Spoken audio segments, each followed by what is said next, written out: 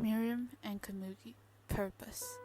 Kamugi was a girl from a large, poor family that relied solely on her for the literal and metaphorical bread on their table. She was brought up to believe that her worth was only in Gungi. She has stated, "The moment I lose, I am worthless." She claims that Gungi is her life, and the moment she loses, she might as well be dead, or trash that can be thrown away. Miriam, on the other hand, had thought he knew what he was born in this world to do, to be king. But his worldview was changed and challenged by Kamugi. He began to have doubts. He was a king without a name, a king without purpose. On the board, the Gungi board, Miriam's views of humankind and his own self were challenged. He was the king. He was supposed to be the greatest in everything. Yet here was this human child, whom no one, not even him, could beat. How could she have so little self-worth? He was continuously shocked at Kamugi's disregard of her own life and the value she places on winning Gungi. She somewhat humbles him to what a human can be, with her absence of desire and want, and he in turn gives her more value than her ability to play Gungi. They began to realize what was truly important. This seems to be a running theme in Hunter x Hunter. Their purpose collided with Gungi on the board and more importantly, each other. In the end, purpose was fulfilled, and they died satisfied to spend their last moments with one another.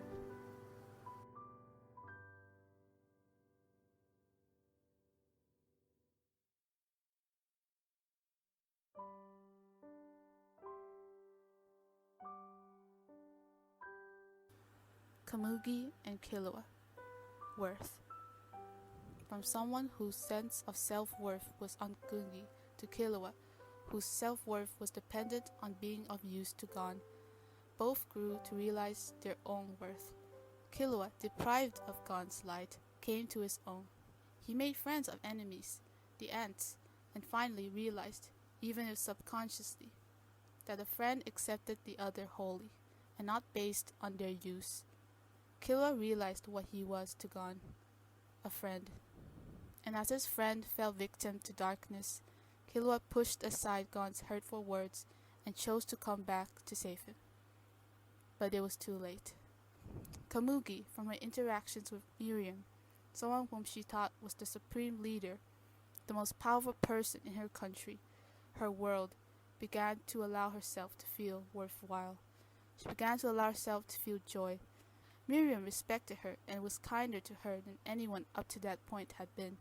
She gained confidence to the point where she even defied Miriam, telling him she wouldn't resume playing until he got himself treated.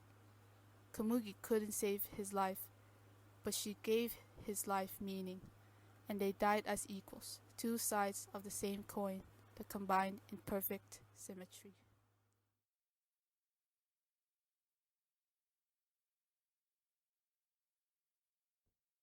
Gon and Miriam. Power.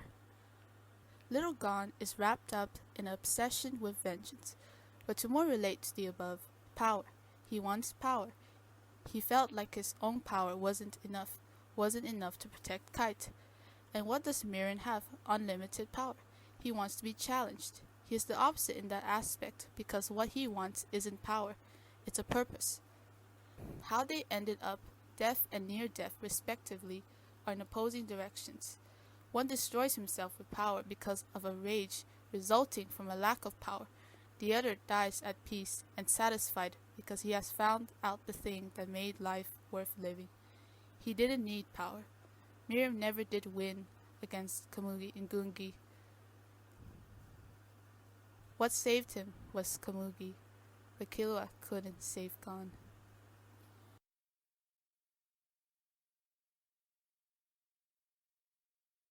Ikalgo and Killua. Freedom. Ikalgo had believed from his birth as an octopus ant that he was destined to walk that path, unable to change his circumstances in life. He wanted to be a free swimming octopus. Or was it squid? Though that was impossible from his preset paths. But Killua, who also had previously thought that he couldn't change the fact that he was destined for nothing but an assassin's life, found that he still had the freedom to choose, thanks to Gon, and Killua gave that choice to Ikalgo. He became the light to someone else that Gon had been to him. 言っていいのか？俺なんかが。なんだよ。もう連れになれたと思ってたの。俺の方だけかよ。Killua and Pito. Someone important. Pito was born to protect. Their whole instinctual purpose was to protect and follow the king's orders. All the royal guards fall under this, though all three have varying ideals on how to apply it. Pito follows the king's emotions and is the most loyal to the king as Miriam. After the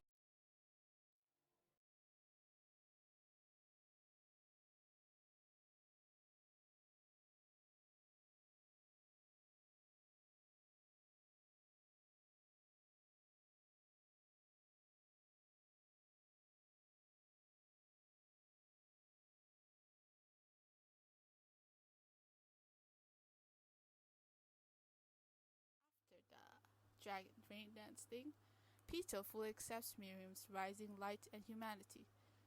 They protect Komugi with their life because she was special to the king. Killua and Gon arrive at the scene to see the guard, who was told by the now full of light Miriam to heal Komugi. They were a beast protecting their young. Killua had followed Gon's dark wishes to this point and realizes that this second confrontation with the beast was the complete opposite to their first. The two came in offense and Pito was in defensive mode, protecting someone as Kite had done. They even broke their own arm in a similar mirror to Kite.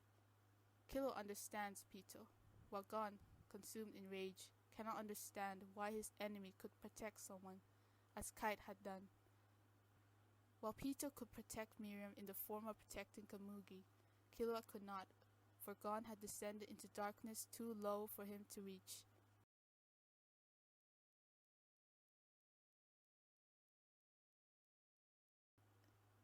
And parallel to the first encounter with Pito, Killua goes, this time, however, without Gon. He left, leaving the carnage that would take place.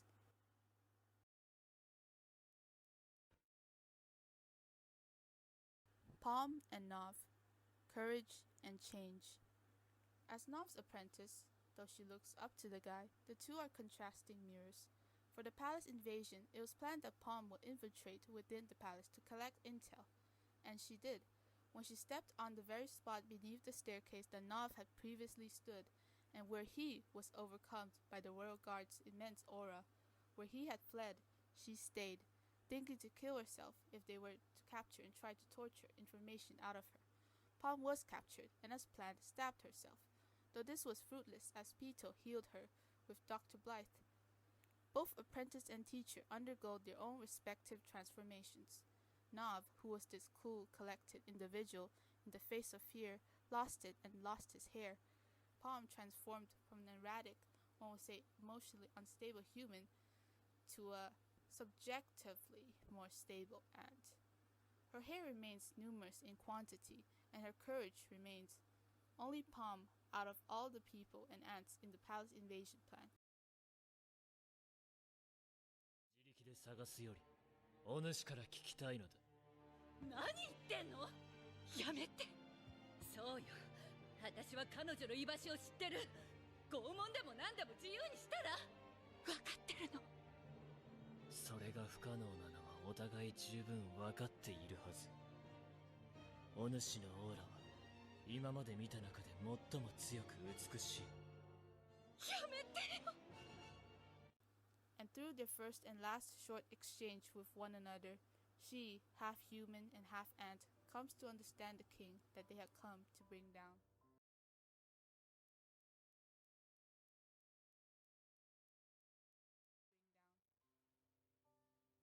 Chimera Ant Arc is filled with mirrors. These mirrors help establish how similar humans and ants really are, to show that there are no set paths and people can change, evolve, and morph into things they never would have expected